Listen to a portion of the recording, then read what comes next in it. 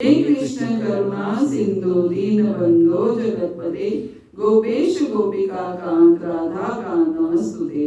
तप्त कांचन गौरांगी राधे वृंदावनेश्वरी वृषभानुसुते देवी प्रणमामि हरिप्रिये। वाञ्छाकल्पतरुभ्यश्च कृपा सिन्धुभ्यैव च पतितानां पावनेभ्यो वैष्णवेभ्यो नमो नमः। जय श्री कृष्ण चैतन्य प्रभु नित्यानंद श्री अद्वैत गदाधर श्रीवासादि गौर भक्त वृंद।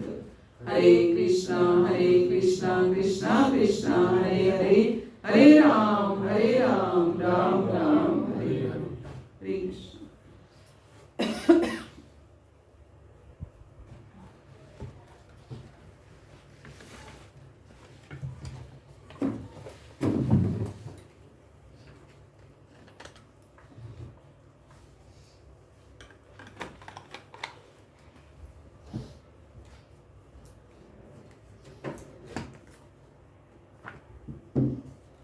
कहाँ गए रेगुलर आने वाले लोग? घर मत नहीं कहाँ रह गए? वो कहते थे घर में कोई आ रहा है, गेस्ट आ रहे हैं। नहीं आए? थोड़ी देर पीछे आ रहे हैं।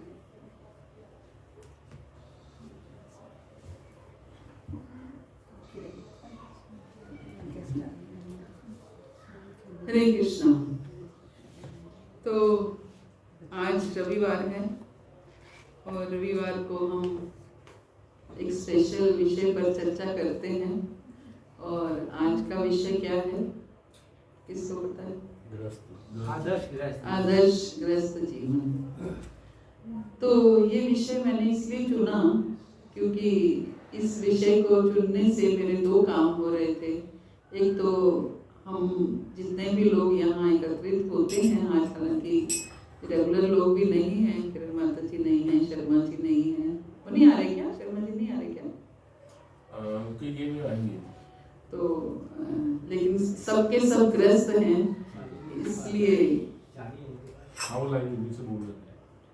इसलिए मेरे मन में आया कि ग्रस्त जीवन के बारे में चर्चा होनी चाहिए कि हमारा ग्रस्त जीवन कैसे होना चाहिए और हम कैसे जीते हैं। और दूसरा, कल हमारी भागवत क्लास मिस हुई थी, तो मुझे लगा कि ऐसा नहीं होना चाहिए कि कोई सप्ताह में भागवत ना हो, तो इसलिए भागवत के ऊपर आधारित मैंने ये विषय लिया।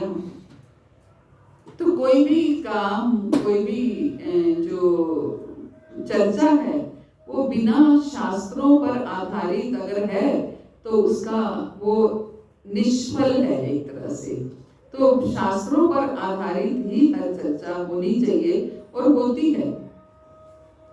तो श्रीमद् भागवतम के 7वें स्कंद के 14वें अध्याय में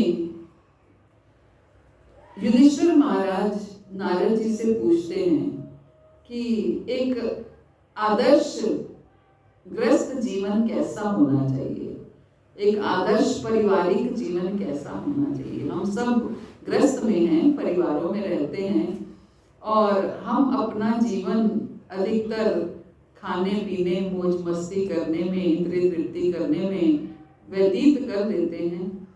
कभी किसी गुरुजनों की, आचार्यों की कोई कृपा हो जाए तो जीवन के कुछ क्षणों में या कुछ उम्र में जाकर के हमें चेतना आती है कि हाँ कुछ करना चाहिए, वो भी अगर कृपा हो जाए तो। अदरवाइज सबके ऊपर वो कृपा भी नहीं होती है। तो इसलिए हमें कैसा, शास्त्रों के अनुसार हमें कैसा ग्रस्त जीवन जीना चाहिए। हालांकि सब लोगों ने भागवत सुनी होगी, 7 दिन की भागवत तो सब लोग कई बार सुन चुके होंगे, लेकिन जो 7 दिन की भागवत होती है उसमें ये बातें छिपा ली जाती हैं, ये बातें नहीं बताई जाती हैं। उसमें केवल वो बातें बताई जाती हैं जिससे नाच गाना हो सके, जिससे आप भागवत को रुचिकर बनाया जा सके, है ना? यस, भागवत को रुचिकर बनाया जा सके, एंटरटेनमेंट करने के लिए। लेकिन भागवत रुचिकर तो है ही, भागवत में रस है, लेकिन इसके साथ साथ भागवत में नीति शास्त्र भी है, भागवत में फिलॉसफी भी है। जब तक हम भागवत की फिलॉसफी को नहीं समझेंगे तब तक हम भगवान की लीलाओं में हमें जो आनंद आता है परमानेंट नहीं होगा, वो आनंद स्थायी नहीं होगा। थोड़ी देर के लिए हमने सुनी, थोड़ी देर के लिए हमारा मन प्रफुल्लित हुआ, हमने हमारा नाचने को भी मन किया, लेकिन उसके बाद घर जाकर के वो वैसे का वैसे हो गया। उस भागवत ने हमारे जीवन में कोई परिवर्तन नहीं किया। तो भागवत पढ़ने और सुनने का अर्थ है कि हमारी जीवन शैली में, हमारे जीवन में परिवर्तन होना चाहिए। तो 7वें स्कंद के 14वें अध्याय का नाम ही है आदर्श पारिवारिक जीवन। ये अध्याय का नाम है, जिसमें युधिष्ठिर महाराज नारद मुनि से पूछ रहे हैं कि हे स्वामी, हे महर्षि, कृपा करके ये बतलाएं कि जीवन लक्ष्य के ज्ञान से रहित घर पर रहने वाले हम लोग वेदों के आदेशानुसार सरलता से मुक्ति किस प्रकार प्राप्त कर सकते हैं। प्रश्न देखिए कैसे होने चाहिए। हम लोग कभी किसी अवसर मिले किसी गुरुजनों के पास जाने का या किसी बड़ी हस्ती के पास जाने का, आचार्यों के पास जाने का, तो हम लोग वहां भी प्रश्न अपनी भौतिकता से निजी प्रश्न पूछते हैं, है ना, निजी प्रश्न पूछते हैं। बेटी की शादी कब होगी, मेरा बिजनेस नहीं चल रहा, हमारे में बहुत बीमार रहती हूँ, कब कैसे निकलूं, क्या, ये प्रश्न में अक्सर मैं महाराज के साथ में भगवान की कृपा से बहुत समय मैंने बिताया है। और महाराज घर पे भी रहते हैं तो लोग फोन कॉल करके ये प्रश्न पूछते हैं, फोन कॉल करके, महाराज कैसे करें, बेटी की शादी नहीं हो रही, बेटा परेशान कर रहा है, बेटे की नौकरी नहीं लग रही है। अगर हम संतों के पास जाकर भी ऐसे प्रश्न पूछेंगे तो फिर कोई लाभ नहीं है, फिर तो जाने का कोई लाभ ही नहीं है, फिर तो हम यहीं के यहीं घूमते रहेंगे, इस भौतिक जगत में ही घूमते रहेंगे। संतों के पास जाने का लाभ तब है, आचार्यों के पास जाने का, गुरुजनों के पास जाने का लाभ तब है जब वो हमें इस भौतिक संसार से उबारे, निकाले। कैसे हम इस भौतिक संसार से निकल पाएंगे, है ना, ये प्रश्न हमने पूछते हैं। तो एक गृहस्थ के लिए ये बहुत बड़ा चैलेंज है कि वो अपने गृहस्थ जीवन के साथ साथ, जिसने संन्यास ले लिया, जिसने घर बार छोड़ दिया भगवान की भक्ति के लिए, उसके लिए तो फिर भी आसान है कि उसका कोई काम ही नहीं है कि उसको केवल भगवान की भक्ति करनी है। लेकिन जो गृहस्थ जीवन में है, गृहस्थ जीवन में उसे अपने गृहस्थ को भी साथ साथ देखना है, गृहस्थ के कार्य भी करने हैं और ये भी करना है कि अपने बच्चों को पढ़ाना है, लिखाना है, विवाह करने हैं, सब काम करने हैं। ये भी नहीं है कि बच्चों को तो नहीं छोड़ना है, घर गृहस्थी को भी नहीं छोड़ना है। तो फिर उसके साथ साथ अपने जीवन के लक्ष्य को कैसे प्राप्त करें। जीवन का लक्ष्य क्या है?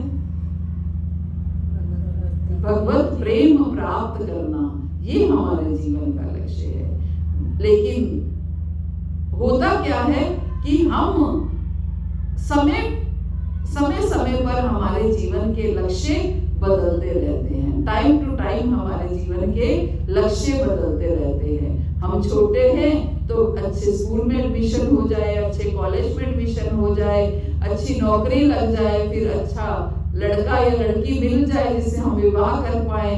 फिर जो लक्ष्य हमने अपने लिए बनाए वही लक्ष्य हम अपने बच्चों के लिए बना देते हैं कि अब इनका स्कूल में एडमिशन हो जाए, अच्छे कॉलेज में एडमिशन हो जाए, अब इनकी नौकरी लग जाए, इनका विवाह, यही सर्कल चलता रहता है। जबकि उन सारे लक्ष्यों के बीच में हम अपने परम लक्ष्य को भूल ही जाते हैं। हमारा परम लक्ष्य क्या है? परम धर्म। परम लक्ष्य क्या है? कृष्ण प्रेम प्राप्त करना। तो यहाँ युधिष्ठिर महाराज नारद जी से क्या प्रश्न पूछ रहे हैं कि कृपा करके ये बतलाएं कि जीवन लक्ष्य के ज्ञान से रहित घर पर रहने वाले, जिनको जीवन लक्ष्य का ज्ञान ही नहीं है। आप देखिए जीवन लक्ष्य का ज्ञान कितने लोगों को है। जो लोग, हम लोग भी पहले जब तक यहाँ नहीं आते थे तो हमें क्या पता था हमारा लक्ष्य क्या है? कुछ नहीं पता था। यही पता था बस हमारी भौतिक अपलिफ्टमेंट हो, हम ज्यादा धन कमाएं, अच्छे स्टैंड हो, हमारा अच्छा स्टैंडर्ड ऑफ लिविंग हो, हमारा स्टेटस अच्छा हो, समाज में हमारा बुढ़ापा निकल जाए, बुढ़ापा अच्छे से निकल जाए, हमारा नेम फेम हो, है ना, ये हमारे जीवन का लक्ष्य था। तो नारद सोचिए, भागवत कितने साल पहले लिखी गई, लेकिन व्यासदेव जी को ये पता था कि हाँ कलयुग में ऐसा ही होने वाला है। तो कह रहे हैं कि जीवन लक्ष्य के ज्ञान से रहित, जिनको जीवन लक्ष्य का ज्ञान ही नहीं है, घर पर रहने वाले हम लोग वेदों के आदेशानुसार सरलता से मुक्ति किस प्रकार पा सकते हैं। जिनको जीवन लक्ष्य का ज्ञान ही नहीं है, वो वेदों के आदेश के अनुसार सरलता से मुक्ति किस तरह पा सकते हैं। ज्यादा कठिनाई भी ना हो, क्योंकि हमने ग्रस्त भी देखना है, सरलता से मुक्ति किस तरह पा सकते हैं। तो युधिष्ठिर महाराज, नारद जी युधिष्ठिर महाराज को उत्तर दे रहे हैं। अब हालांकि मैं इस क्लास को अपने शब्दों में भी ले सकती थी, लेकिन मैं भागवत इसलिए लाई क्योंकि एक तो मैं भागवत को टच करना चाहती थी, पर इस वीक में भागवत नहीं हुई थी। दूसरा, हमें पता होना चाहिए कि भागवत में भी ऐसे प्रसंग हैं, ये ऑथेंटिक है, प्रमाणित है, ये है ना, ये भागवत में भी ऐसे प्रसंग दिए गए हैं। तो नारद जी क्या उत्तर दे रहे हैं? नारद जी ने उत्तर दिया, हे राजन, जो लोग घर पर ग्रस्त बनकर रहते हैं उन्हें अपनी जीविका अर्जित करने के लिए कार्य करना चाहिए। क्या पहला उत्तर क्या दिया? कि जो लोग घर पर ग्रस्त बनकर रहते हैं उन्हें अपनी जीविका के लिए कार्य करना, जीविका अर्जित करने के लिए कार्य करना चाहिए, क्योंकि जीविका अर्जित किए बिना कैसे ग्रस्त चलेगा। और हमारे 3-4 आश्रम जो हैं, सबसे पहले ब्रह्मचर्य, उसके बाद ग्रस्त, फिर वानप्रस्थ और फिर सन्यास। ये 4 आश्रम में से बाकी के 3 आश्रम ग्रस्त पर ही निर्भर करते हैं। सन्यासी कहाँ से खाएगा? एक सन्यासी कहाँ से खाएगा? एक ब्रह्मचारी कहाँ से खाएगा? कैसे जीवन जिएगा वो? ग्रस्त ही उसका पालन पोषण करते हैं, दान दे करके, कैसे भी। एक वानप्रस्थी कैसे खाएगा? ग्रस्त ही इन तीनों आश्रमों का पालन करते हैं। इसलिए हे राजन, जो लोग घर पर ग्रस्त बनकर रहते हैं उन्हें अपनी जीविका अर्जित करने के लिए कार्य करना चाहिए और अपने कर्मों का फल स्वयं भोगने का प्रयास ना करके इन फलों को वासुदेव कृष्ण को अर्पित करना चाहिए। क्या तरीका बताया है जीने का? कि कमाना है, धन अर्जित करना है, लेकिन जो कर्म भी करें उनका फल भगवान को अर्पित कर दे, वासुदेव कृष्ण को अर्पित कर देना चाहिए। प्रभु, मेरा काम था प्रयास करना, मेरा काम था मेहनत करना, मेरा काम है नौकरी करना, बिजनेस करना, आगे जो फल आपको देना है नहीं देना है वो आपके हाथ में है। मेरा सब कुछ आपके प्रति अर्पण है, केवल मुख से नहीं, सही मायने में हृदय से हम जो भी कमा करके लाएं भगवान के चरणों में अर्पित कर दें। तो भगवान ये नहीं है कि उसको कंज्यूम करेंगे, भगवान आपके लिए ही छोड़ेंगे। लेकिन हाँ, अगर आपने धन अर्जित करके भगवान के चरणों में अर्पित कर दिया, आप उस धन को उठा करके शराब नहीं पी पाएंगे, आप उस धन को उठा करके कोई गलत काम नहीं कर पाएंगे, क्योंकि वो धन अब आपका नहीं है, वो अब भगवान का है। भगवान के चरणों से आपने उठाया है, तो इसलिए उस धन से आप अपनी गृहस्थी का पालन पोषण कर सकते हैं। हाँ, उसमें से कुछ हिस्सा भगवान की सेवा में लगाना चाहिए। हमारे शास्त्रों के अनुसार कम से कम, वैसे 50% अपनी इनकम का 50% हर गृहस्थ को भगवान की सेवा में लगाना चाहिए। तो 50% तो कोई लगा ही नहीं सकता कि आप 1 लाख कमाते हैं तो 50,000 रुपए भगवान की सेवा में, ये तो कोई विरले ही गृहस्थ होते होंगे। लेकिन कम से कम दसवंत अवश्य लगाना चाहिए। दसवंत की आज्ञा है, सिर्फ हमारे शास्त्रों में नहीं, हिंदू धर्म में नहीं, हर धर्म में दसवंत की आज्ञा है। दसवंत का मतलब 10%, 10वां हिस्सा, अपनी कमाई का 10वां हिस्सा, अपने धन का जो भी कमाई, अपने समय का 10वां हिस्सा।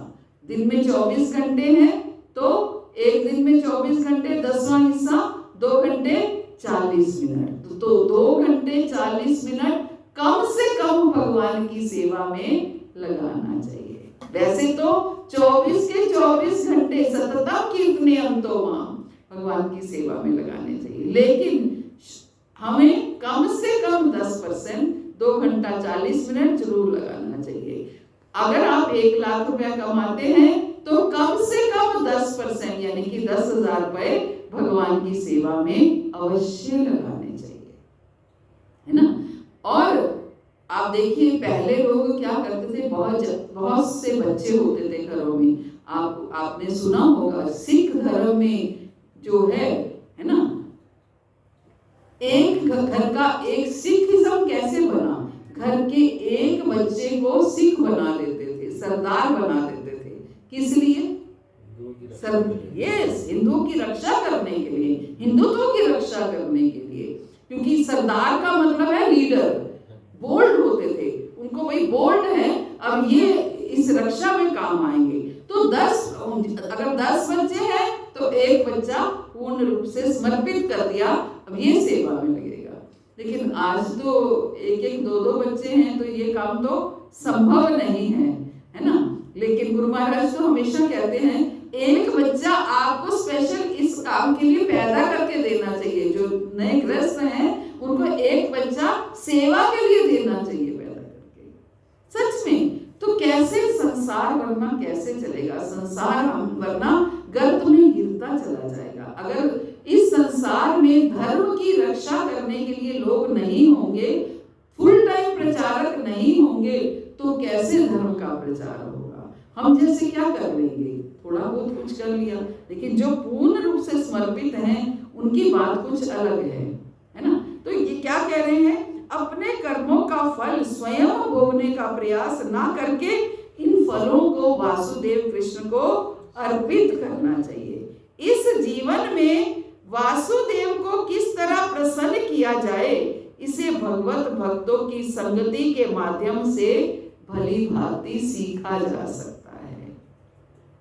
कैसे हम इस जीवन में कृष्ण को प्रसन्न कर पाएं, भक्तों के संग करके हम उनसे सीखें कि कैसे भगवान को प्रसन्न किया जाता है ना। भक्तों का संग करें। किन भक्तों का संग करें? जिन्होंने अपना पूरा जीवन भगवान को समर्पित किया हुआ है, उन भक्तों का संग करके हम उनसे सीखें कि कैसे भगवान को प्रसन्न करना है। हमारे जीवन का लक्ष्य क्या होना चाहिए? कृष्ण प्रेम तो है ही, कृष्ण प्रेम से भी पहले हमारे जीवन का लक्ष्य होना चाहिए कि हम कैसे कृष्ण को प्रसन्न करें। अगर कृष्ण प्रसन्न है तो कृष्ण प्रेम अपने आप प्राप्त हो ही जाएगा। अगर आप अपने घर में अपने पति का, पत्नी का, बच्चों का एक नई बहू घर में आती है तो वो सास ससुर का प्रेम कैसे अर्जित करती है? उनको जब तक उनको प्रसन्न नहीं करेगी तब तक उनका प्रेम अर्जित नहीं कर सकती। और प्रसन्न कैसे कर सकती है? उनकी सेवा करके। जब उनकी सेवा करती है तो वो प्रसन्न होते हैं, और जब वो प्रसन्न होते हैं तो उसे प्रेम करते हैं। यही हिरैर सब जगह है। हमें अगर कृष्ण को प्रसन्न करना है तो क्या करना पड़ेगा? अगर कृष्ण को प्रेम पाना है, प्यार पाना है, तो उनको प्रसन्न करना पड़ेगा, और उनको प्रसन्न करने के लिए उनकी सेवा करनी पड़ेगी। सेवा के साथ मेवा भी मिलेगा। तो सेवा क्या, कैसे सेवा कर सकते हैं? सबसे पहली सेवा क्या है? सेवन को ही जीवा आदो, मुख और जीवा से भगवान की सेवा करना, भगवान का नाम लेना। हरे कृष्णा कृष्ण कृष्ण हरे हरे, हरे राम राम राम हरे हरे। मुख और जीवा से भगवान का नाम लेना, ये सबसे पहली सेवा है। जब हम ये सेवा करते हैं तो भगवान हमें बुद्धि देते हैं। तेषाम सतत युक्तानां भजताम प्रीति पूर्वकम ददामि बुद्धि योगम तम येन मामुपयान्ति। भगवान भगवद गीता में कहते हैं, जो लगातार और प्रीति पूर्वक मेरा भजन करता है, मेरा नाम लेता है, मेरी सेवा करता है, उसे मैं ऐसी बुद्धि देता हूँ कि अब आगे और कैसे सेवा करनी है ये उसे अपने आप समझ में आने लगता है। कोई समझाता नहीं है कैसे सेवा करनी है, अपने आप समझ में आता है। आप देखिए, जो भक्त भी यहाँ आते हैं अपने आप में सेवा समझ आती है। माता जी ये प्रसाद बना लाएं, ये कर दें, सेंटर खोलना, साफ करना, तो ये क्या है? अपने आप ये समझ में आ रही है। कैसे समझ में आ रही है? जब नाम जप करते हैं तो हमारा शुद्धिकरण होता है, और शुद्धिकरण से हमें सारी बातें क्लियर क्रिस्टल दिखने लगती हैं। आगे क्या कहते हैं नारद जी? आगे कहते हैं, ग्रस्त व्यक्ति को चाहिए कि वह साधु पुरुषों की संगति बारंबार करे। और क्या करना चाहिए? साधु पुरुषों की संगति, भक्तों की संगति, ऐसे पुरुषों की, ऐसे लोगों की संगति जिन्होंने अपना जीवन लक्ष्य कृष्ण प्रेम प्राप्त करने का बना रखा है, जिनके जीवन का लक्ष्य भोग विलास नहीं है, जिनके जीवन का लक्ष्य क्या है? हमें कैसे मैं कृष्ण को प्रसन्न करूं, कृष्ण को प्रसन्न करना उनके जीवन का लक्ष्य है। तो गृहस्थ व्यक्ति को चाहिए वह साधु पुरुषों को की संगति बारंबार करे। एक बहुत सुंदर गाते हो, संतन के संग लाग रे तेरी अच्छी बनेगी। संतन, प्रभु जी गाओ, आपको आता है ना? कौन गा रहा? संतन के संग लाग रे तेरी अच्छी बनेगी। संतन के संग लाग रे तेरी अच्छी बनेगी।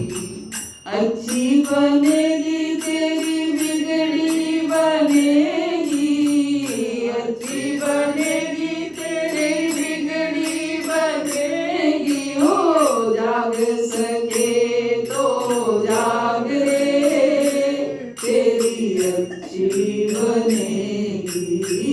जाग सके तो जाग रे तेरी अच्छी बनेगी। संतन के संग लाग रे तेरी अच्छी बनेगी। संतन के संग लाग रे तेरी अच्छी बनेगी। ध्रुव जी की बन गई, प्रहलाद जी की बन गई, ध्रुव जी की बन गई, प्रहलाद जी की बन गई, प्रहलाद जी की बन गई, प्रहलाद जी की बन गई।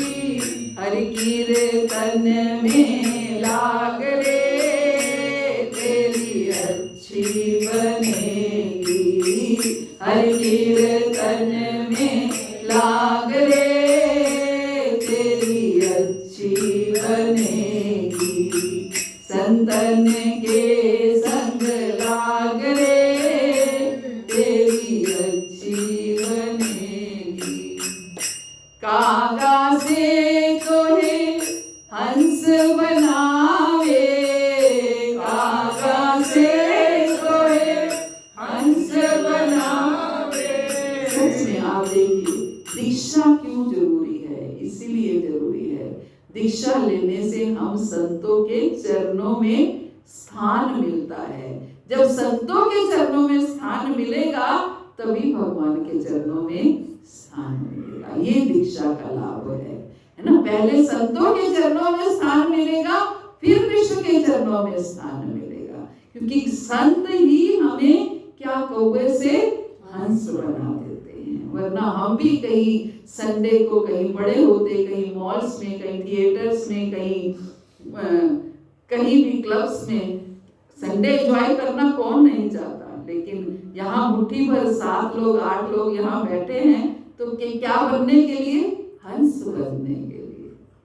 कागा से तो है हंस बनावे, कागा से तो है हंस बनावे, ओ हंस बनावे, हंस बनावे, मिट जाए दिल के दाग रे, तेरी अच्छी बनेगी, मिट जाए दिल के दाग रे, तेरी अच्छी बनेगी, संतन के संग लाग रे, तेरी अच्छी बनेगी, संतन के संग लाग रे, तेरी अच्छी बनेगी। मोरात्रि में बहुत दिन सोया, मोरात्रि में बहुत दिन सोया, बहुत दिन सोया, बहुत दिन सोया, मोरात्रि में बहुत दिन सोया, मोरात्रि में बहुत दिन सोया, जाग सके तो जाग रे, तेरी अच्छी बनेगी, जाग सके तो जाग रे, तेरी अच्छी बनेगी, संतन के संग लाग रे, तेरी अच्छी बनेगी, संतन के संग लाग रे, तेरी अच्छी बनेगी, अच्छी बनेगी, तेरी बिगड़ी बनेगी, अच्छी बनेगी, तेरी बिगड़ी सबकी हो, जाग सके तो जाग रे, तेरी अच्छी बनेगी, जाग सके तो जाग रे, तेरी अच्छी बनेगी। तो यही नारद जी कह रहे हैं कि गृहस्थ व्यक्ति को चाहिए कि वो साधु पुरुषों की संगति बारंबार करे। ये नहीं कि एक बार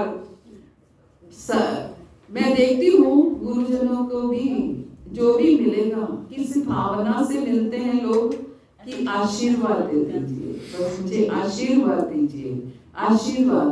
हर कोई यही आपको कहता हुआ मिलेगा, बस आज मैं आशीर्वाद लेने आया हूँ आपका। तो ठीक है, आपके कहने से वो आशीर्वाद अवश्य देंगे, लेकिन आशीर्वाद कौन सा होता है? आशीर्वाद, एक्चुअल आशीर्वाद किसको कहते हैं बताइए? आपके मन से, यस, आपके हृदय से निकले। आपने इतना कुछ ऐसी कोई सेवा उनकी की जिससे उनके हृदय से अपने आप आशीर्वाद निकले, है ना। ब्लेसिंग्स हृदय से आनी चाहिए। वो तो कोई भी आकर के अगर पाँव छुएगा तो हर कोई आशीर्वाद दे ही देगा, लेकिन हृदय से मन में ये भाव आए कि उनका कल्याण हो, बस अब आपका कल्याण हो, ये आशीर्वाद है। तो इसलिए क्या करें? बारंबार जाइए। केवल एक बार जाने से बात नहीं बनेगी, बारंबार जाते रहिए उनके दर्शन के लिए, उनकी सेवा के लिए। कोई ना कोई बहाना ढूंढ करके उनके पास जाइए और अत्यंत श्रद्धा पूर्वक परमेश्वर तथा उनके अवतारों के कार्यकलापों के अमृत का उस रूप में में श्रवण करें जिस रूप में वो श्रीमद् भागवत तथा अन्य पुराणों में वर्णित हैं। जाकर के क्या करें? जाकर के कोई भौतिक इच्छा मत करें, जाकर के उन्हें प्रार्थना करें कि आप भगवान की लीलाओं कथाओं के बारे में हमें बताइए, हमें सुनाइए, भगवान के बारे में कुछ सुनाइए, हम भगवान के बारे में कुछ जानना चाहते हैं, सुनना चाहते हैं। जाकर के उनसे श्रीमद् भागवत और अन्य पुराणों से भगवान के भिन्न भिन्न अवतारों के बारे में जानिए। इस प्रकार मनुष्य को चाहिए कि वो धीरे धीरे अपनी पत्नी तथा संतानों के स्नेह से उसी तरह विरक्त होता रहे जिस प्रकार जाग जाने पर मनुष्य स्वप्न से विरक्त हो जाता है। इस प्रकार क्या चाहिए? इस प्रकार मनुष्य को चाहिए कि वो धीरे धीरे अपनी पत्नी और संतानों से धीरे धीरे विरक्त होता रहे। जब बार बार संतों के पास जाएंगे तो आपके ऊपर उनका प्रभाव आएगा। इसलिए बहुत से लोग अपने बच्चों को जाने नहीं देते हैं, अपने पति को, बच्चों को जाने। अगर मान लीजिए पति पहले भक्ति में आ गया और पत्नी भक्ति में नहीं आई है तो पत्नियां जाने नहीं देती हैं। सच कह रही हूँ। पति पत्नी को जाने देगा लेकिन पत्नी पति को नहीं जाने देगी। डर लगा रहता है। उनको ये भय होता है कहीं पति पूर्ण रूप से विरक्त ना हो जाए, संन्यास। हमारा क्या होगा, कौन पालेगा हमें? हाँ, यस। इस संसार में हर कोई स्वार्थी है ना, हर किसी का स्वार्थ है। लेकिन हमें शास्त्र भी, आचार्य भी, संत भी अपने कर्तव्य पूर्ण करने के लिए हमेशा कहते हैं कि हमें अपने कर्तव्यों को पूर्ण करना है। कर्दम मुनि ने संन्यास लिया। जब कर्दम मुनि की संतान ने विवाह के लिए निवेदन किया तो भगवान ने उन्हें क्या बोला कि तुम्हारे पास देवहूति अपने पिता स्वयंभू मनु के साथ आएगी तो आप उनसे विवाह करना। और विवाह के बाद तो भगवान कर्दम मुनि बोले मैं विवाह तो करना चाहता हूँ पर मैं विवाह में लिप्त नहीं होना चाहता। जैसे ही देवहूति को संतान प्राप्त होगी मैं संन्यास ले लूंगा। तो देवहूति की क्या हुई? पहले 9 कन्याएं हुई। अब संतान तो हुई लेकिन कन्याएं हुई। तो कन्याएं जब हो गई तो कर्दम मुनि ने बोला अब मैं जाना चाहता हूँ, छोड़ना चाहता हूँ। तो देवहूति ने बोला कि ये 9 कन्याएं तो अपने घर में चली जाएंगी, अपने अपने परिवार में, तो मैं तो फिर अकेली की अकेली रह गई, मैं कैसे रहूंगी? तो उन्होंने बोला ठीक है, एक पुत्र संतान मैं आपको दूंगा। तो भगवान ने उनको ये वरदान दिया कि मैं आपके घर में पुत्र बन करके आऊंगा। भगवान स्वयं उनके घर में पुत्र बन के आए कपिल मुनि के रूप में। कपिल मुनि भगवान के एक अवतार माने गए हैं। तो कपिल मुनि के रूप में भगवान स्वयं आए उनके घर में। जैसे ही कपिल मुनि आए कर्दम मुनि संन्यास लेकर के चले गए। तो आचार्य लोग भी ये समझाते हैं कि जब घर में भगवान आ गए फिर भी कर्दम मुनि संन्यास लेकर के चले गए। क्यों? हम संन्यास किस लिए ले रहे हैं? भगवत प्राप्ति के लिए, भगवान का प्रेम प्राप्त करने के लिए। लेकिन घर में ही भगवान का जन्म हो गया, तुम्हारे पुत्र बन करके आ गए भगवान, फिर भी हम संन्यास ले रहे हैं। उन्होंने वायदा किया था ना, संकल्प किया था कि भगवान आएंगे और मैं यस, क्योंकि उन्होंने प्रॉमिस किया था, संकल्प किया था भगवान आएंगे और मैं चला जाऊंगा। और उन्होंने वेदों की वाणी को, शास्त्रों की वाणी को सत्य स्थापित करने के लिए कि शास्त्रों की क्या इंस्ट्रक्शन है, क्या आज्ञा है हमारे लिए, कि पहले ब्रह्मचर्य आश्रम, फिर गृहस्थ आश्रम और फिर वानप्रस्थ और फिर संन्यास आश्रम। तो अब उनकी अगली बारी संन्यास आश्रम की थी, इसलिए उन्होंने वो सब कुछ त्यागना ही सही समझा कि भले ही भगवान आए हैं घर में लेकिन फिर भी मुझे अपना भजन करना है, मुझे अपना भजन करना है। एक जो भक्त होता है उसको मेरा भजन अच्छा हो जाए। भगवान सामने भी आकर के खड़े हो जाएं तो भी उनको लगता है। अभी आप वहां गए थे तो कहाँ, पंढरपुर, तो वहाँ कौन सी कथा है कि भगवान आकर के खड़े हो गए और वो अपने माता पिता की सेवा कर रहे हैं, है ना। लेकिन भगवान को क्या बोला, आप यहीं खड़े रहो, पहले मैं अपने माता पिता की सेवा करूँ। तो जो व्यक्ति जिस कार्य में आनंद महसूस कर रहा है उसके लिए भगवान भी चाहे आ जाए वो अपना कार्य पूर्ण करेगा। उसको माता पिता की जो है सेवा में आनंद, उसी में ही सब कुछ प्राप्त हो रहा है। एक भक्त को भजन करने में ही सब कुछ प्राप्त हो रहा है, नाम जप करने में ही सब कुछ प्राप्त हो रहा है। इसलिए उन्होंने भगवान को भी वहां प्रतीक्षा करा दी और आज तक भगवान वहां पर ईंट के ऊपर खड़े होकर के प्रतीक्षा कर रहे हैं, है ना। तो यही कहा गया है, इस प्रकार मनुष्य को चाहिए कि वो धीरे धीरे अपनी पत्नी तथा संतानों के स्नेह से उसी प्रकार विरक्त होता रहे जिस प्रकार जाग जाने पर मनुष्य स्वप्न से विरक्त हो जाता है। गुरु महाराज हमेशा क्या कहते हैं, अब कैसे विरक्त होना है, क्योंकि परिवार तो अटेंशन मांगता है, परिवार तो प्रेम मांगता है। तो गुरु महाराज हमेशा क्या कहते हैं, ऊपर से आपको क्या करना है, I love you, I love you, और अंदर से क्या करना है, I love Krishna, I love Krishna, I love Krishna.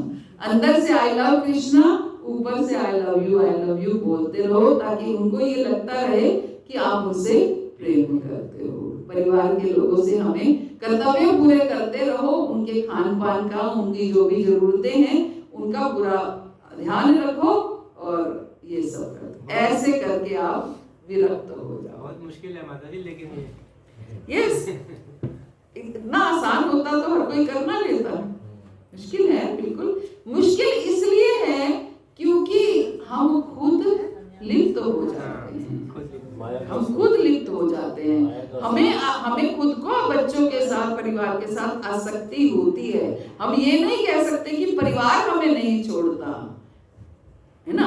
हम परिवार को नहीं छोड़ते, हम परिवार को नहीं छोड़ पाते। तो छोड़ना नहीं है, किसी भी तरीके से हमें प्रभुपाद ने छोड़ना नहीं सिखाया है, हमें जोड़ना सिखाया है। हमें परिवार को भी भक्त बनाना है। अगर हम भक्त हैं तो परिवार भी किसी तरीके से भक्त बने, तो सारे के सारा परिवार मिलकर के भक्ति करे, तो उस भक्ति में आनंद ही कुछ और है ना।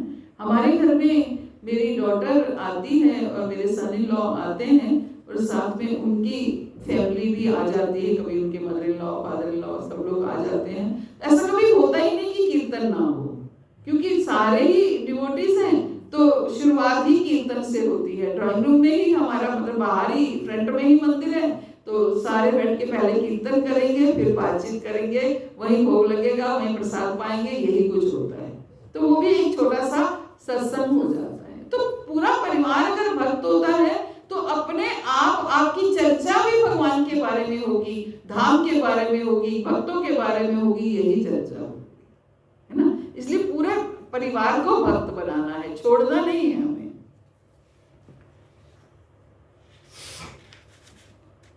प्रभुपाद कहते हैं ये मनुष्य जीवन मोक्ष के लिए है, लेकिन दुर्भाग्यवश कलयुग के प्रभाव से ग्रस्त लोग प्रतिदिन गधों के समान कठिन श्रम करते हैं।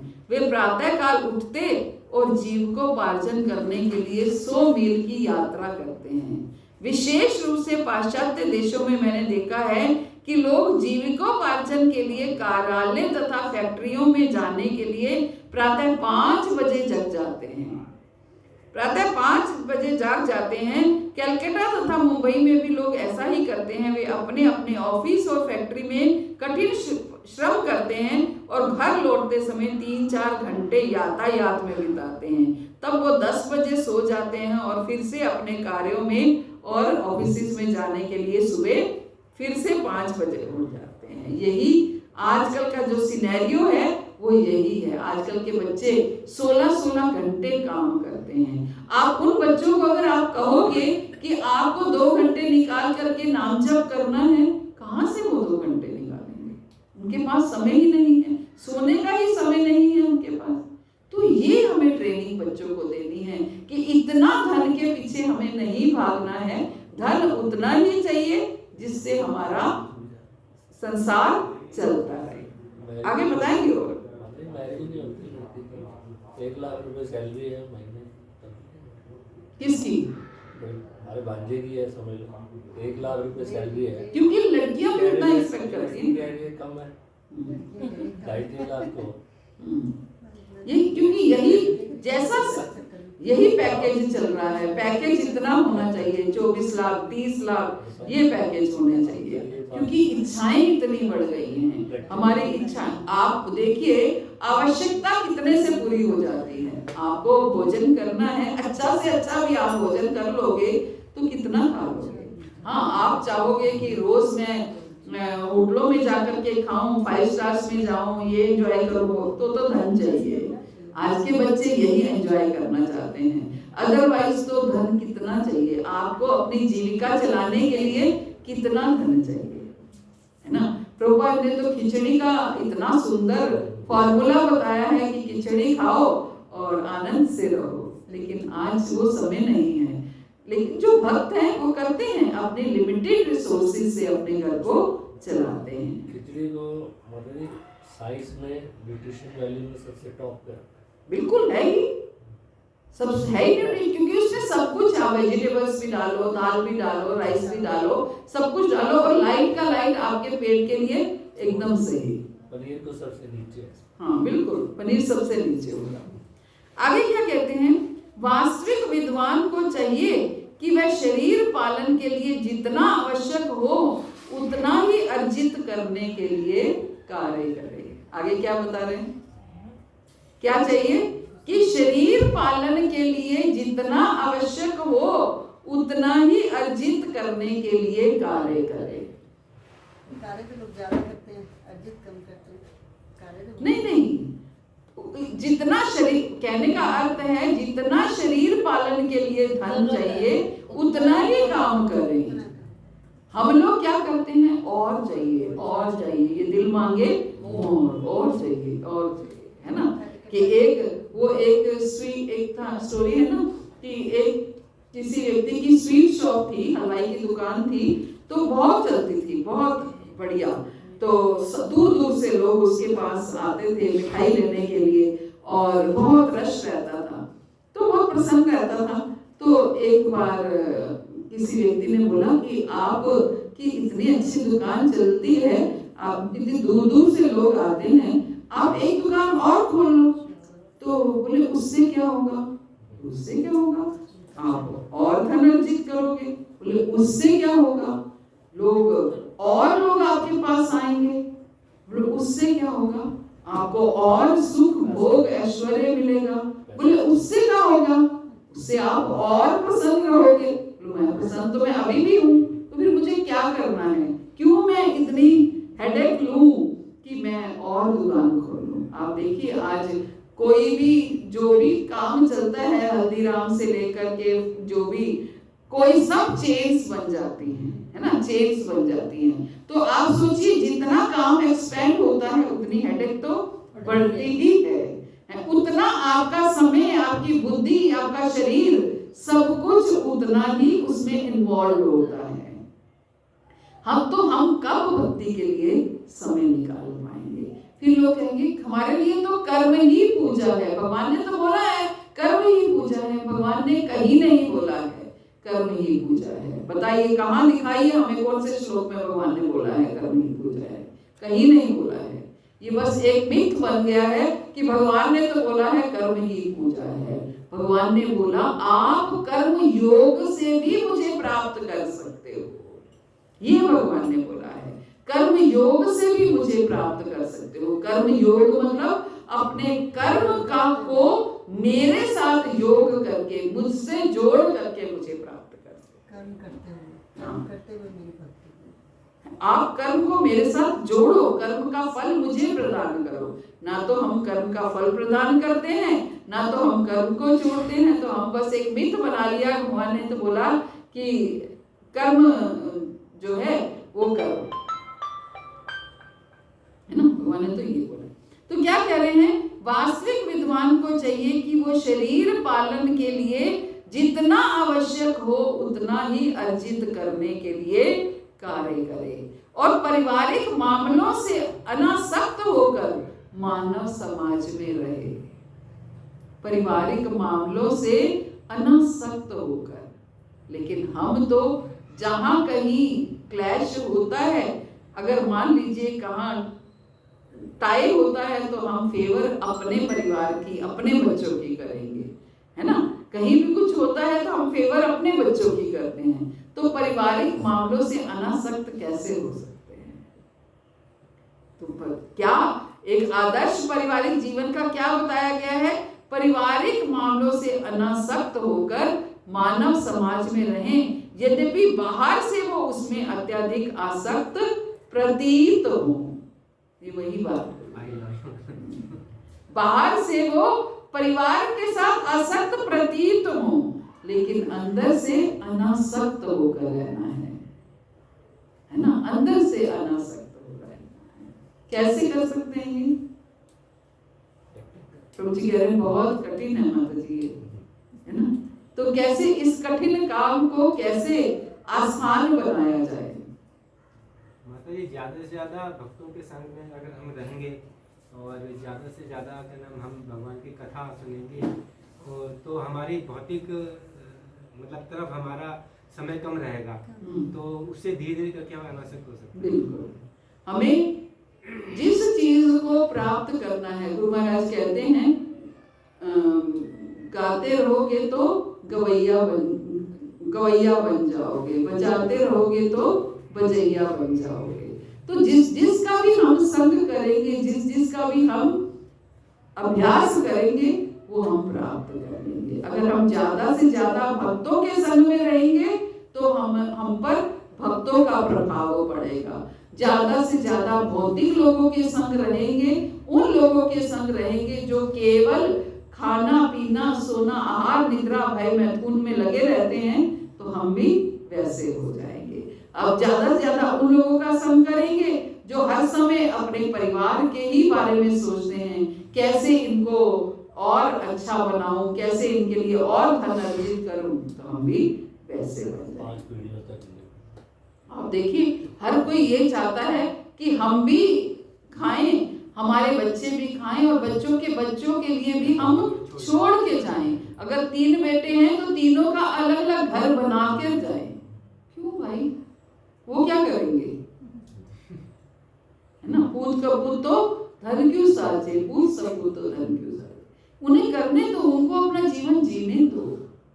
ठीक है, जो कर्तव्य हैं वो पूरे करो, उनकी सेवा करो, सब कुछ करो, लेकिन इतना हम ना सोचें कि हम उनके लिए ये करके जाएं, उनके लिए ये करके जाएं। आगे क्या कहते हैं, मानव समाज में बुद्धिमान मनुष्य को चाहिए कि अपने कार्यकलापों की योजना को अत्यंत सहज बनाए।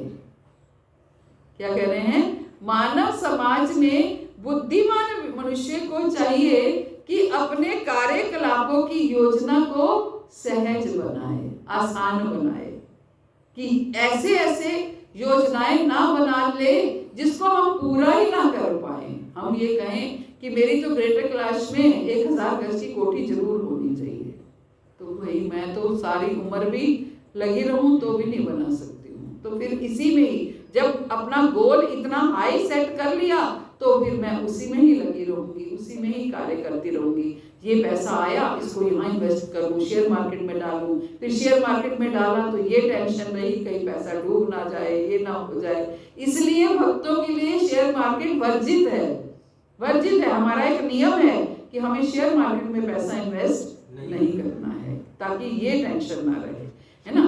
तो इसलिए हमें ज्यादा धन के पीछे भागना ये हमें भक्ति से रोकता है, भक्ति में आगे नहीं बढ़ने देता।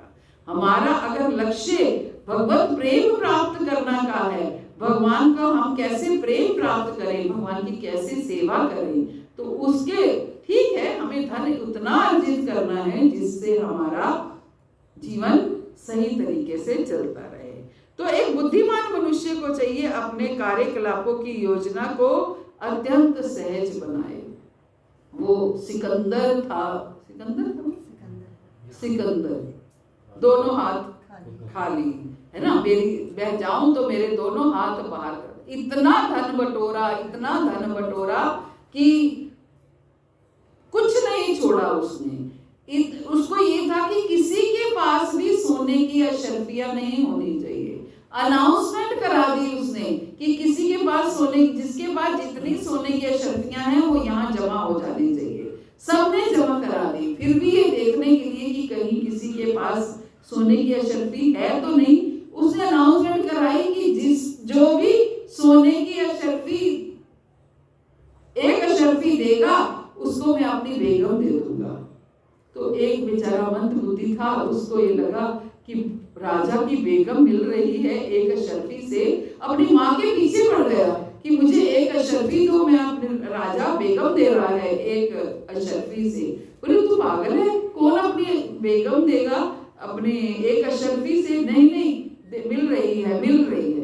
अब उस बेचारी के पास थी नहीं, अगर होती तो ना होगी तो कहाँ से देगा वो। तो कह रहे ठीक है, तेरे बाबा तेरे पिता की जब मृत्यु हुई थी तो मुस्लिम्स में कब्र में, जैसे हम लोगों में भी थोड़ा सा सोने की रत्ती जरूर चढ़ाते हैं, उन लोगों में सोने की अशर्फी जो है वो मुख पे रखते हैं। तो कब्र खोद ले और वहां से सोने की अशर्फी ले ले। वहां से अपने पिता की कब्र खोद करके सोने की अशर्फी निकाली और राजा के पास चला गया, ये लो सोने की अशर्फी। राजा ने बोला सोने की अशर्फी तुम कहाँ से लाए? बोले ऐसे ऐसे मैंने अपने पिता की कब्र खोदी है और वहां से सोने की अशर्फी निकाली। सिकंदर ने पूरे देश, पूरे शहर की कब्रें खोद डाली उस सोने की अशर्फी को निकालने के लिए, कि जब इस कब्र में है तो इसका मतलब हर कब्र में सोने की अशर्फी। इतना धन, लेकिन अंत में क्या हुआ? खाली हाथ जाना पड़ा। क्या हुआ? यहाँ जो भी भोग विलास किया, क्या हुआ? एक जो सिंपल व्यक्ति है वो खिचड़ी, दाल चावल, दाल रोटी, सब्जी खाकर गुजारा कर लेता है। जो धनी व्यक्ति है वो 5 स्टार्स में जाकर के खा लेता है। तो जो साधारण व्यक्ति है उसका भोजन भी मल बनना है, और जिसने 5 स्टार्स में जाना है उसका भोजन भी मल ही बनना है। केवल इस जीव का स्वाद है, जो स्वाद को लेने के लिए हमें इतना उस मनुष्य जीवन को व्यर्थ गवा देते हैं जो मनुष्य जीवन हमें भगवान के लिए मिला है ना। तो क्या कह रहे हैं कि मानव समाज में बुद्धिमान मनुष्य को चाहिए कि अपने कार्यकलापों की योजना को अत्यंत सहज बनाए। यदि उसका मित्र, पुत्र, माता पिता, भाई या अन्य कोई कुछ सुझाव देता है तो उसे ऊपर मानते हुए ये कहना चाहिए हाँ ये ठीक है, किंतु भीतर से उसे दृढ़ संकल्प होना चाहिए कि कहीं वह अपने जीवन को दूभर ना बना ले जिससे जीवन का प्रयोजन पूरा ना हो सके। कितनी सुंदर बात बता रहे हैं महाराज जी। क्या कह रहे हैं? उनको पता है कि इस भौतिक जगत में मुफ्त की सलाह देने वाले बहुत लोग हैं। बहुत से लोग आप कहेंगे आप क्यों है, कुछ ये काम कर लो, वो काम कर लो, जैसे मैंने आपको हलवाई की स्टोरी बताई कि आप एक दुकान और खोल लो, आपकी इतना अच्छा काम है तो एक दुकान और खोल लो, एक फैक्ट्री और खोल लो। आपके 4 बेटे हैं, 4 फैक्ट्री खोलो ना, आपको तो इतना हुनर है, इतना काम होता है, 4 फैक्ट्री। हमारे ही रिश्तेदारी में एक हमारे प्रभुजी है, उन्होंने बेचारों ने बहुत अच्छी फैक्ट्री थी, उनका काम बहुत अच्छा था, तो उन्होंने एक ही बेटा है, हालांकि उन्होंने एक फैक्ट्री और खोल ली, एक फैक्ट्री और खोली। अभी फैक्ट्री पूरी तरह से सेट नहीं हुई थी, वो खुद चल बसे, तो अर्ली एज में उनकी डेथ हो गई। अब बेचारा बच्चा लड़का जो 25-26 साल का हार्डली है, अब उसके लिए वो दोनों फैक्ट्रीज को मैनेज कैसे करे?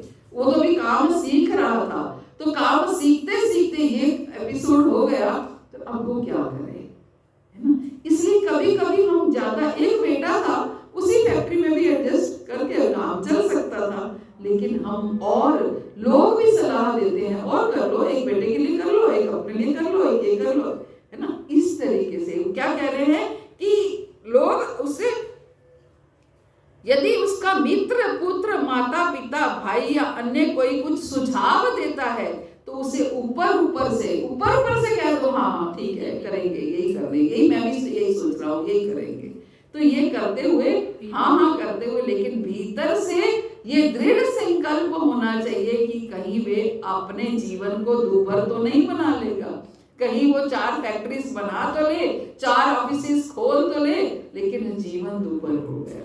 सुनो सबकी करो मन की। यस, सुनो सबकी करो मन की, लेकिन समस्या तब आती है जब मन भी वही कहता है ना, मन भी वही चाहता है, मन भी चाहता है मैं और राइज करूं और आगे बढ़ूं और फैक्ट्री बनाऊं और ये करूं, है ना, मन भी यही कहता है। जब अपना ही मन कहता है तो फिर हम कोई कुछ नहीं कर सकता, लेकिन अगर अपना मन नहीं चाहता, हम किसी के कहने से ये काम ना करें और अपने जीवन को इतना दूभर ना बनाएं कि अपने जीवन के लक्ष्य को ही हम पूरा ना कर पाएं, जीवन के प्रयोजन को ही पूरा ना कर पाएं। जीवन का लक्ष्य क्या है?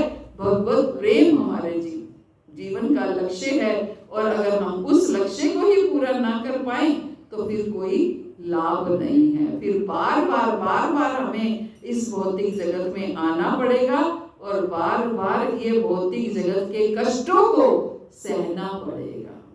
आज फिर भी कृपा हुई, हमें हरि चर्चा सुनने को मिली, हमें हरि चर्चा अच्छी लगने लगी, कल ना जाने ये हरि चर्चा मिलेगी भी या नहीं मिलेगी, अच्छी भी लगेगी या नहीं लगेगी, इसलिए इसके लिए पूर्ण रूप से प्रयासरत रहना चाहिए। आगे क्या कह रहे हैं?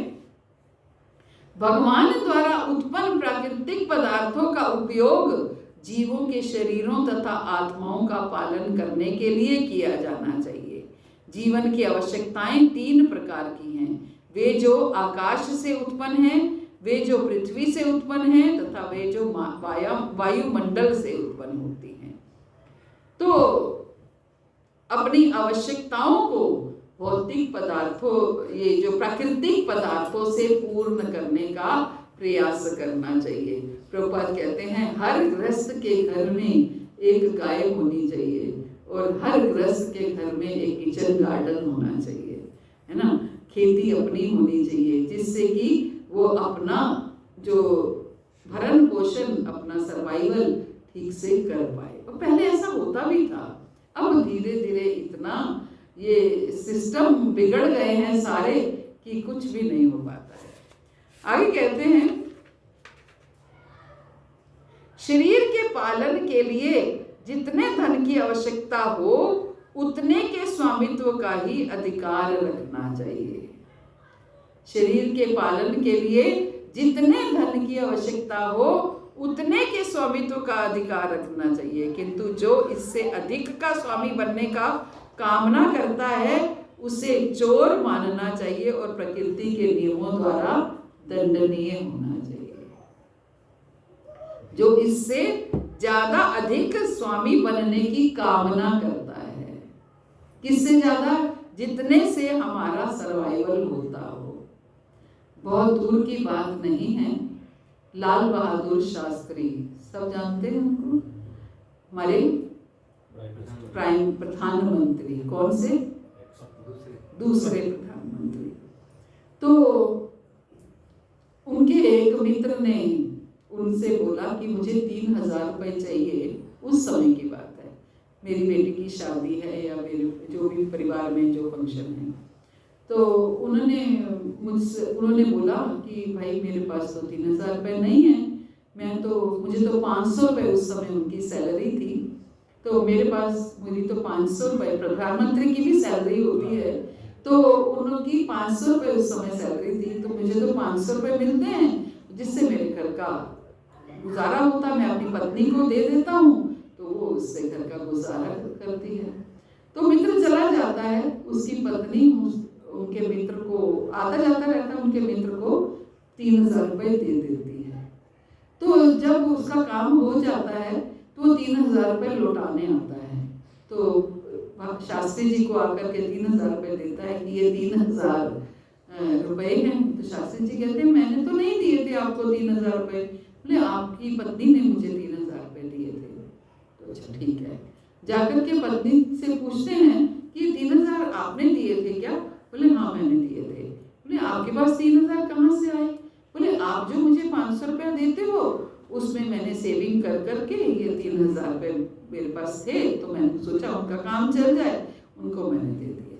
बोले आपके पास सेविंग कैसे होगी? कि बोले आप 500 रुपये देते हो, 400 रुपये में मेरा घर चल जाता है, मैं 100 रुपया मेरी सेविंग हो जाती है। उन्होंने सरकार को लेटर लिख दिया कि मेरा घर जो है 400 रुपये में चल जाता है, मेरे को 500 रुपये की आवश्यकता नहीं है, इसलिए कृपया मेरी सैलरी कम करें, 400 रुपये कर दी जाए। मुझे ये कलयुग है, हम कहते हैं ना कलयुग में ये नहीं हो सकता। कितने साल पुरानी बात है? 47 में पार्टीशन हुआ, 47 में हमारा देश आजाद हुआ, हार्डली 60 साल पुरानी बात। ये भी नहीं हम कहे कि महाप्रभु 500 साल पहले हुए, 550 साल आजाद, 60 साल पुरानी बात है। अभी भी मोदी जी जो है मोदी जी भी तो है। अपने कई नाम जो उनके करोड़ों रुपए होते हैं वो अपने स्टाफ को बांट देते हैं अपने पास। बताइए वाजपेयी जी ने कुछ नहीं हुआ ऐसा कुछ। जितने 4th क्लास के जो उनकी लड़कियों की शादी करनी है, ड्राइवर्स है, जो भी स्टाफ है, अच्छा देखिए, वो भी नहीं लगते अपने पास ज़्यादा पैसे नहीं लगते। बहुत अच्छा, ऐसे नेता हमारे होने चाहिए, है ना। यद्यत आचरति श्रेष्ठ तद्देवेत रोजना स यत् प्रमाणम कुरुते लोकस्तनुवत्। जैसा जैसा श्रेष्ठ लोग आचरण करते हैं वैसे वैसे उनके नीचे के लोग उन्हें फॉलो करते हैं। अगर देश का प्रधानमंत्री या जो हायर पोस्ट पे है वही करप्ट होगा तो जनता तो अपने आप करप्ट होएगी ही। इसलिए अब मोदी जी के बारे में भी ये सुना तो कितना अच्छा, हम भी कर सकते हैं, हम क्यों नहीं कर सकते, है ना। हमारा सर्वाइवल जितने से होता है उतना करके बाकी हम बाकी से सेवा कर सकते हैं। आज तक कोई छुट्टी नहीं होती, बताइए 4 घंटे से। पहले प्राइम मिनिस्टर थे जो कांग्रेस वाले थे सब करप्ट थे, अभी तक तो राहुल गांधी बिल्कुल बिल्कुल। तो इस तरीके से हम क्या कह रहे हैं, शरीर के पालन के लिए जितने धन की आवश्यकता हो उतने स्वामित्व का ही अधिकार रखना चाहिए, किंतु जो इससे अधिक स्वामी बनने की कामना करता है उसे चोर मानना चाहिए, उसे चोर मानना चाहिए। आगे कहते हैं मनुष्य को चाहिए कि हिरण, ऊंट, गधा, बंदर, चूहा, सांप, पक्षी तथा मक्खी जैसे पशुओं के साथ अपने पुत्र के ही समान बर्ताव करें। इन निर्दोष पशुओं तथा बच्चों के बीच वास्तव में अंतर ही कितना है, सोचिए। ये आशा की जाती है एक गृहस्थ से। नारद जी ये आशा कर रहे हैं हमसे, क्या आशा कर रहे हैं कि पशु पक्षियों के साथ भी अपने पुत्र जैसा ही व्यवहार करें।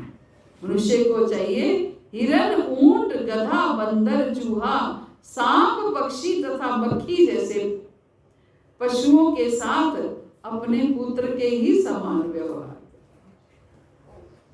इन निर्दोष पशुओं तथा बच्चों के बीच वास्तव में अंतर ही कितना है।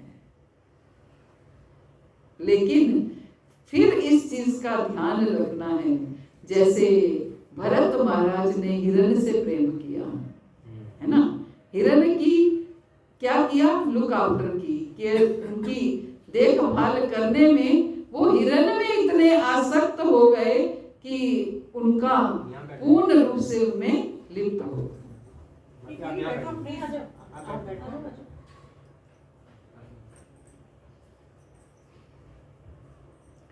पूर्ण रूप से उसमें लिप्त हो गए, इतने लिप्त हो गए कि जो भजन, जो सेवा, पूजा अर्चना वो करते थे वो भी उनसे छूट गया। तो बस इस आजकल के लोग कुत्ता पालते हैं, कुत्ते में ही इतना आसक्त हो जाते हैं कि अंत समय में कुत्ता ही ध्यान में आए। और भगवान क्या कहते हैं, अंत काले जामा में स्मरण मुक्त्वा कलेवरम यह प्रयाति समद्भाव याति नास्ति संशय। जो अंत समय में मेरा स्मरण करते हुए शरीर छोड़ता है वो मुझे प्राप्त करता है, और अगर जो मेरा स्मरण करते हुए शरीर नहीं छोड़ता, यम यम पापी स्मरण भावम त्यज्यन्ते कलेवरम तम तमेवेति गोधया सदा तद्भाव भाविता। फिर वो जिसका भी स्मरण करते हुए शरीर छोड़ता है उसी को प्राप्त होता है। कुत्ते का हिरण हमारे सामने उदाहरण है, भरत महाराज हिरण का स्मरण करते हुए अंत समय में क्या सोचा, मैं मर जाऊंगा तो इस हिरण का क्या होगा, तो अगला जीवन हिरण का होगा। ये ध्यान रखना है, सेवा करनी है, लेकिन आसक्ति ना तो अपने बच्चों से और ना ही जो पशु पक्षी का पालन हम कर रहे हैं उनसे। आसक्ति किसी से ऊपर से एक आवरण लेकर। मैं सास कहती थी मैं बच्चों में मुझे इतनी वो आसक्ति है पोते पोतियों में सब में, तो मैं सूरनी की जून मिलेगी मुझे कि वो अपने बच्चों के साथ लगी रहती है, ऐसे मैं मोह में निकाल नहीं पाती अपने बच्चों से। यही तो और जान रहे हैं, बोल रहे हैं तो समझ जान भी रहे हैं कि मुझे अगली योनि है ये मिलने वाली है क्योंकि मैं इतनी आसक्त, फिर भी ये मोह ऐसी चीज है जो छूटता ही नहीं है। ये कैसे छूटेगा, कैसे छूटेगा? भगवत प्रेम से।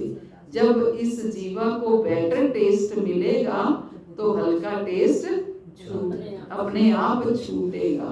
सामने शाही पनीर आया है तो करेला कौन खाएगा, है ना। कुकिंग गैस आई तो स्टोव छूट गई, मोबाइल फोन आए तो लैंडलाइन छूट गए, हमने छोड़े नहीं। आज भी वही फोन हम यूज कर रहे होते अगर मोबाइल फोन नहीं आए होते तो, है ना। कलर टीवी आए, ब्लैक एंड व्हाइट छूट गए। विषयाविनिवर्तन्ते निराहारस्य देहिना रसवर्जम रसोप्यस्य परम दृष्ट्वा निवर्तते। जब उत्तम रस की प्राप्ति हो जाती है तो हल्के रस अपने आप छूट जाते हैं। भगवान ने भगवत गीता में एक एक प्रश्न का उत्तर दिया है, अपने आप छूटेगा।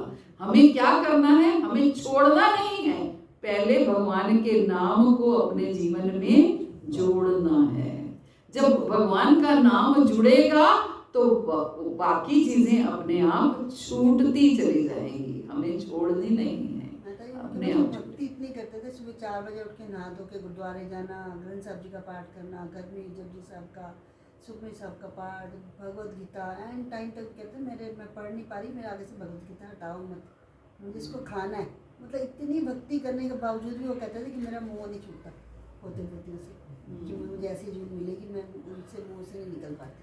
इतनी भक्ति करते थे तभी तो जानते थे इस बात को, बहुत भक्ति तभी तो जान पा रहे थे। लेकिन मैं आपको बताऊं, शास्त्रों को पढ़ना एक तरफ, सुनना एक तरफ और जीवन में उतारना एक तरफ। और जीवन में उतार हम तब पाते हैं जब नाम को अपने जीवन में एंटर करते हैं। नाम इतना प्रभावशाली है कि वो आपको ज्ञान को विज्ञान बनाने में मदद करता है। नाम क्यों? नाम से हमारा शुद्धिकरण होता है, और जब नाम से शुद्धिकरण होता है तो ज्ञान विज्ञान में परिवर्तित हो जाता है। सुनते तो हैं, इतनी कथाएं सुनते हैं, पढ़ते भी हैं, लेकिन उसको कैसे अपने जीवन में इम्प्लीमेंट किया जाए ये हमें नाम ही करा सकता है। इसलिए नाम को अपने जीवन में अवश्य प्राथमिकता देनी पड़ेगी। हम धर्म को मानते हैं, धर्म की नहीं मानते। यस, बहुत सुंदर। हम धर्म को तो मानते हैं लेकिन धर्म की नहीं मानते। बिल्कुल, हम धर्म तो मानते हैं, ये करना चाहिए, लेकिन क्या हमें भी करना है उसको, ये नहीं। वो क्या जो कह रहे हैं वो हम नहीं करते हैं, वो दूसरों के लिए है, वो दूसरों के लिए है। सूर और मीरा पड़ोसी के घर अच्छे लगते हैं। पड़ोसी का घर में कोई भक्त होगा तो मैं देखो कितना अच्छा भक्त है, देखो उसका बेटा कितना अच्छा भक्त है, देखो उसकी बेटी कितनी अच्छी भक्त है। लेकिन जब मेरा बेटा मेरे बच्चे भक्त बनने लगेंगे तो लगेगा भैया पढ़ भी ले, ज्यादा भक्ति करने की जरूरत नहीं है, जब टाइम आएगा तब कर लेना, पढ़ाई का टाइम है पढ़ाई कर लो।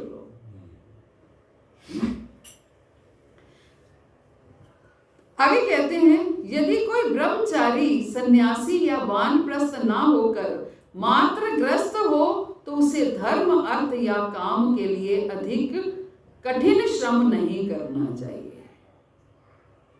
यदि कोई ब्रह्मचारी, सन्यासी या वानप्रस्थ ना होकर मात्र ग्रस्त हो, जो कोई केवल ग्रस्त है, उसे धर्म, अर्थ या काम के लिए अधिक कठिन श्रम नहीं करना चाहिए।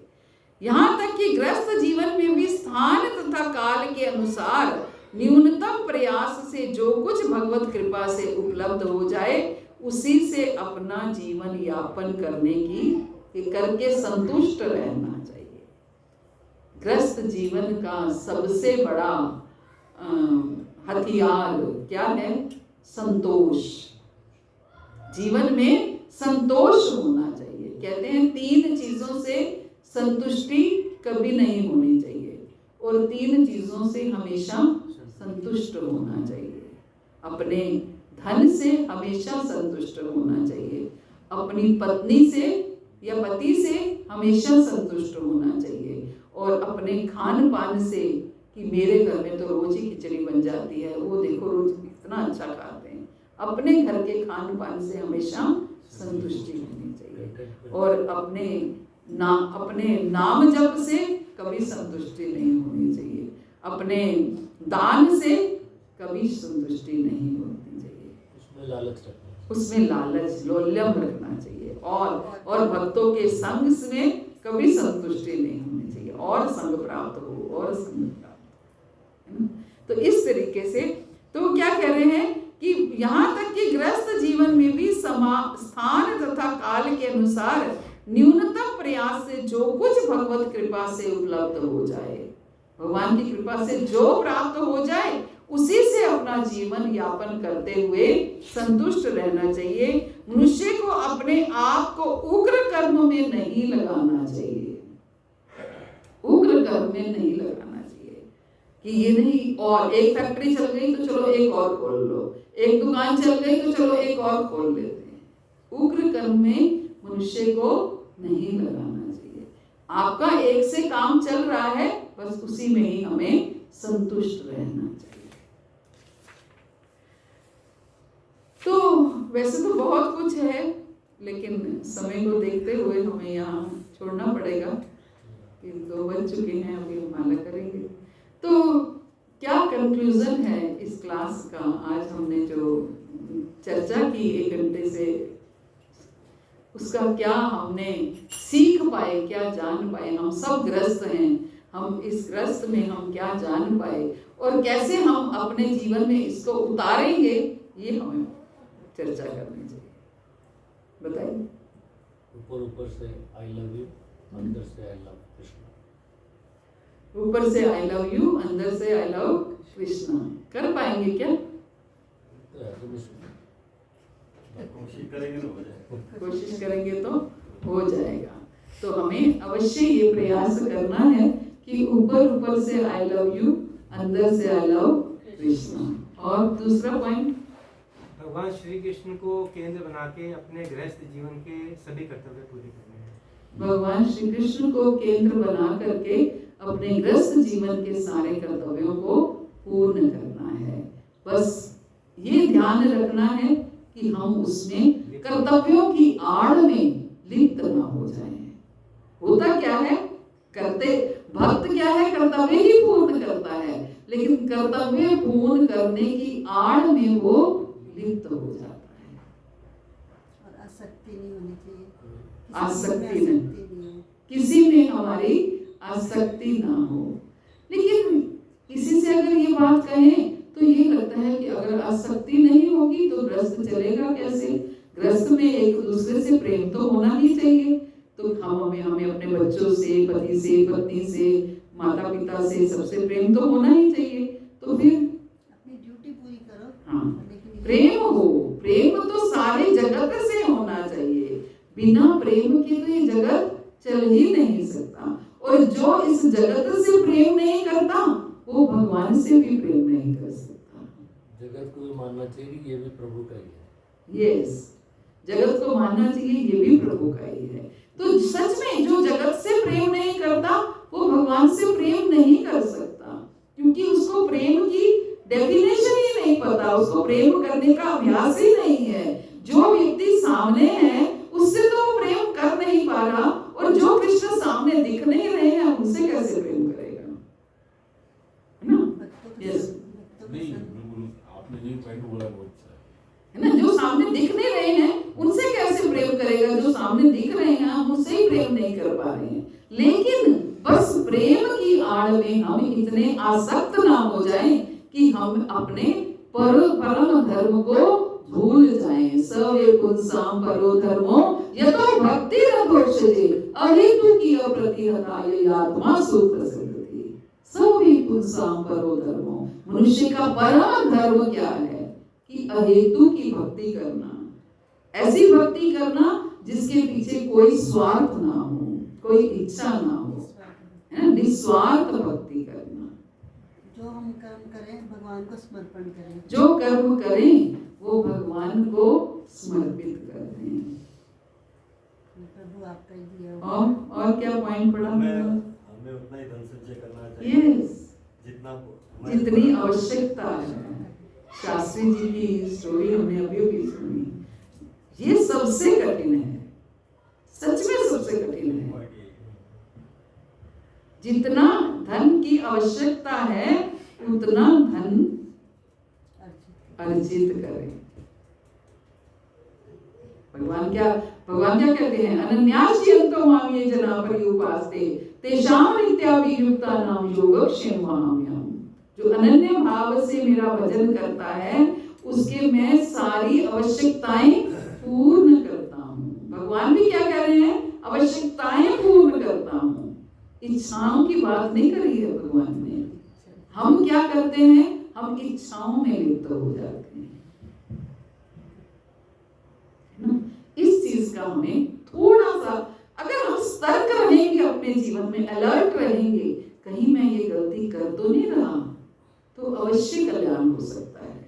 ऐसा नहीं है, जो अगर भगवान ने जो कुछ भी हमें करने को बोला है वो हम कर सकते हैं, इसलिए बोला है। ये जो सब कुछ बोल रहे हैं नारद जी, ये ग्रस्त को ही बोल रहे हैं। भगवान ने भगवत गीता अर्जुन को सुनाई तो एक ग्रस्त को ही सुनाई, किसी सन्यासी को नहीं सुनाई। तो इसका मतलब हम सब ये कर सकते हैं, तभी भगवान ने बताया।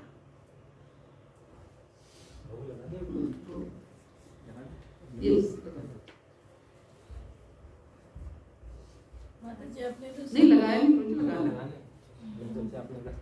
माता जी आपने जो संतोष वाली बात बताई थी कि गृहस्थ में संतोष होना बहुत जरूरी है, पर हो नहीं पाता है। हो तो कुछ भी नहीं पाता है, यही तो प्रैक्टिस करनी है, यही अभ्यास तो करना है ना? संतुष्टि कि जो मिल रहा है उसी में संतुष्टि। आप देखो शास्त्री जी का हमने देखा ना कैसे संतुष्टि है कि मेरा गुजारा हो रहा है, उसी में ही ठीक है। हम चाहते हैं और हमें एक्चुअली संतोष क्यों नहीं हो पाता? हम लोग भय में हैं, हम डरते हैं। डरते किस लिए हैं?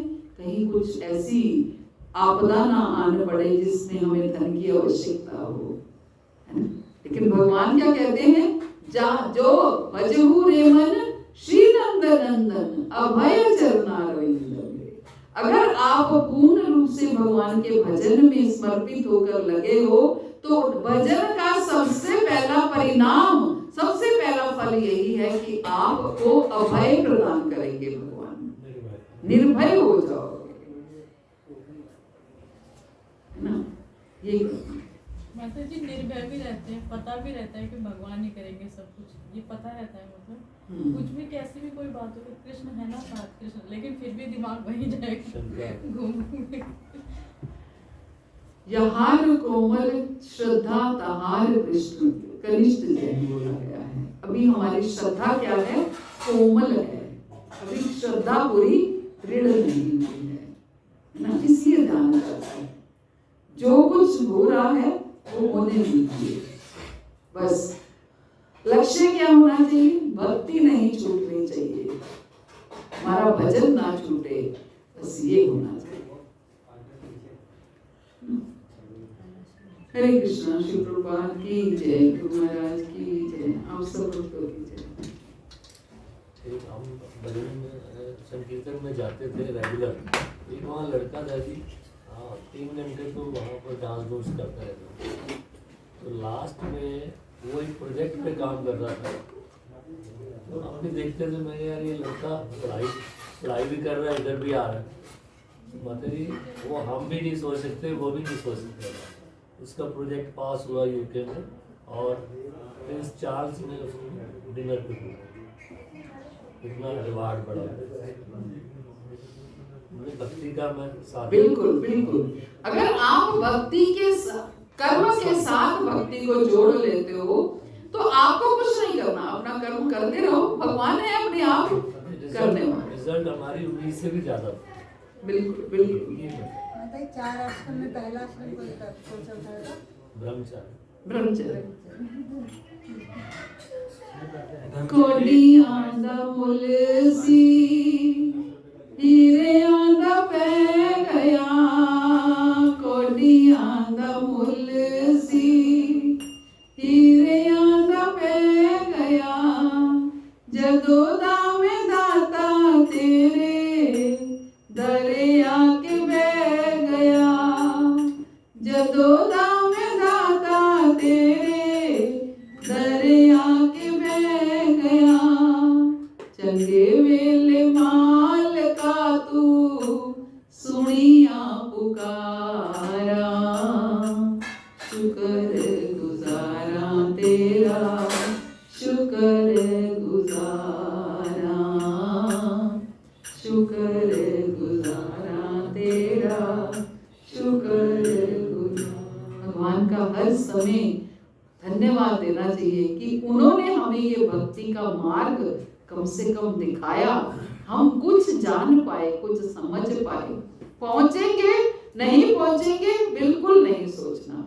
मेरी उससे गुरु महाराज से बात हुई तो महाराज मेरे को कह रहे गोलोक जाना है ना। मैंने कहा महाराज मैं तो कभी सोचती नहीं हूँ, क्योंकि मुझे पता है मैं डिजर्व नहीं करती गोलोक जाना, तो इसलिए मुझे तो ये करना है कि मुझे कम से कम अपनी संतुष्टि जितना तो मैं करूं, अभी तो मैं उतना भी नहीं कर पा रही जिससे मैं संतुष्ट रहूं। भगवान तो संतुष्ट होंगे या नहीं होंगे मुझे नहीं पता, अभी तो मैं खुद संतुष्ट नहीं हो पा रही हूँ। जिस दिन मैं खुद संतुष्ट हो जाऊंगी उस दिन मुझे लगेगा कि हाँ गोलोक मुझे भी जाना है। अभी तो मैं डिजर्व ही नहीं करती, मैं खुद संतुष्ट। मैं चाहती हूँ ये भी पढ़ूं, ये भी करूं, भजन ऐसे करूं, इतनी माला करूं, इतने ब्रह्म मुहूर्त में करूं, वही नहीं कर पा रही हूँ, है ना। तो जब वो तो करूं तभी तो मैं संतुष्ट हूँ। माता जी ऐसे मत बोलो, आप ऐसे बोलोगे तो हमारा क्या होगा? आप सबका वही होगा जो हम सबका होगा। तो सच में, और हमें संतुष्ट होना भी नहीं चाहिए। लालच हमेशा रखना चाहिए। भक्ति के लिए रख रहे हैं, वैसे लालच भक्ति के लिए। चलिए अब एक माला करते हैं। माता जी यस मेरा प्रश्न था आपसे। हाँ बोलो। माता जी मैं भगवान को देखती हूँ तो बहुत ही होती हूँ, लेकिन जब मैं ये सोचती हूँ भगवान दिखते तो नहीं, जब मैं उनको इंतजार करती हूँ, जैसे कल की अवतार अभी आए हैं, तो बिहारी जी अपने दर्शन तो दे सब लोगों को। कल के अवतार आ रहे हैं तो दर्शन दे बोल सकते हो। तो भगवान कैसे दर्शन देंगे? माता जी जैसे बिहारी जी होते हैं, जैसे बिहारी जी को ये लग रहा होगा मेरी भक्त कितना रोती है मेरे लिए, तो फिर वो दिखते क्यों नहीं? दर्शन ही दे रहे, वो दर्शन ही तो दे रहे हैं बेटा। जब आप रो रहे हो ना वही दर्शन है, वही दर्शन है। कलयुग में भगवान ऐसा नहीं होगा कि भगवान सामने आकर खड़े हो जाए।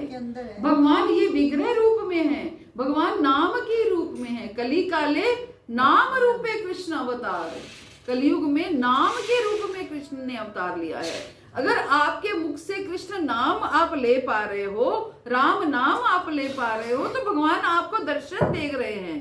कहते हैं नाम उसकी जीवा पर से निकलता है जब भगवान स्वयं आकर जीवा पर नृत्य करते हैं। तो भगवान तो आपकी जीवा पर नृत्य करते हैं, आप इतना सुंदर कीर्तन करते हो, तो फिर भगवान कैसे दर्शन नहीं दे रहे? हम ये सोच रहे हैं कि भगवान सामने आकर के खड़े हो जाएंगे, है ना। ऐसा नहीं होगा बेटा।